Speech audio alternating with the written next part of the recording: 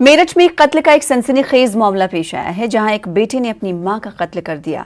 मेरठ सरधना में एक बेटे ने मोबाइल खरीदने के लिए पैसा ना देने पर गला घोंटकर अपनी सौतेली मां को मौत के घाट उतार दिया। पुलिस के मुताबिक इस शख्स ने मोबाइल खरीदने के लिए अपनी मां से 10,000 रुपए मांगे थे। मां के पैसा ना देने से इस बच्चे ने मां को पहले पीटा और फिर गला घोंटकर कत्ल कर दिया।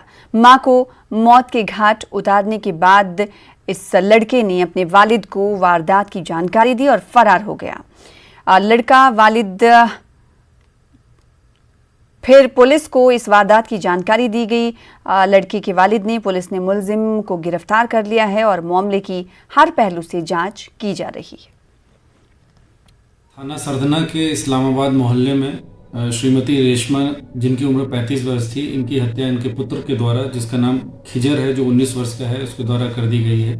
ये खिजर इनके दूसरे पति इबादुर रहमान का बेटा है। हत्या का मोटिव ये बताया जा रहा है कि ये जो लड़का है खिजर, इसने अपनी सौतेली माँ से लगभग 10,000 रुपये मोबाइल के मांगे थे, जिसके जो इसके द्वारा मना कर दिया गया। इसके बदले इसको थप्पड़ मारा गया, जिससे आवेश में आके इसने गला दबा के अपने सौतेली माँ की हत्या कर दी। इस व्यक्ति को गिरफ्तार कर लिया गया।